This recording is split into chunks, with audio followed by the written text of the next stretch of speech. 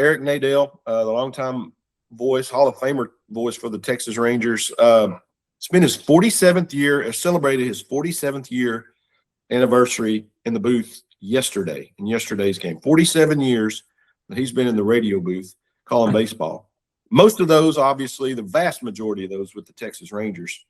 And it led me to ask you, and I know, again, you come from an iconic background with the Cubs. Who's your favorite radio voice to listen to baseball? So it's funny.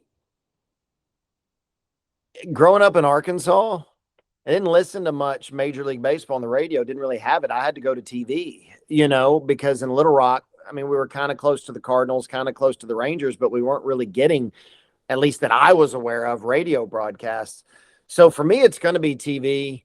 I can still hear and probably imitate Skip Carey on TBS. I can still hear that voice, but it was always Harry and Steve Stone for me. Steve Stone, just the smarmiest guy you'll ever, that's the only word I can think of that fits. I may have said this on the podcast before. Everything, you mentioned 47 years ago, Nadel made his debut. Steve Stone would have said, that was actually 2 years before I won the Cy Young. It always came back to the year he won the Cy Young. He managed to work it into everything, but still listening to their back and forth and Harry Carey's insanity and increasing insanity and Steve Stone trying to rein him in. Those were memories. I can still hear Harry's call. I can hear him singing the seventh inning stretch. I can hear Harry in his waning years when he just didn't care anymore. And, the Cubs would give up a game-winning homer and he'd go, there it goes, crap. He'd just say it and he just didn't care. And, but as far as radio goes, most of my radio experience is with Arkansas Razorback stuff because that's what I listened to on the radio, which wasn't a ton of baseball at that time. It was basketball and football, and I've got plenty of names for that. But for Major League Baseball, it had to be TV for me. I met Eric Nadel one time at a Rangers Fan Fest,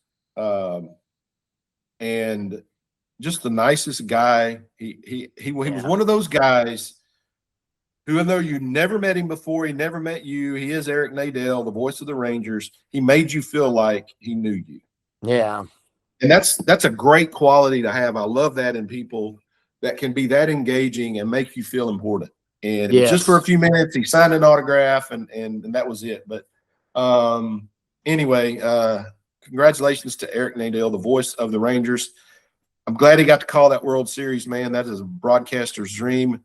And the worst thing in the franchise is to have an iconic voice like that be with you for so long and never get that opportunity. And he did. So anyway, 47 years. Ironically, I found this out listening of all things to the TV broadcast last night. They brought this up when they were congratulating Eric, but it was yesterday's was the 47th birthday of none other than Adrián Beltré. So Eric Nadel's first night in the radio booth calling baseball was the night that Adrián Beltré was born. How cool is that? Yeah. So, and he didn't even know that until just like the last couple of years ago. They never put that together. But anyway, he mentioned that last night. So.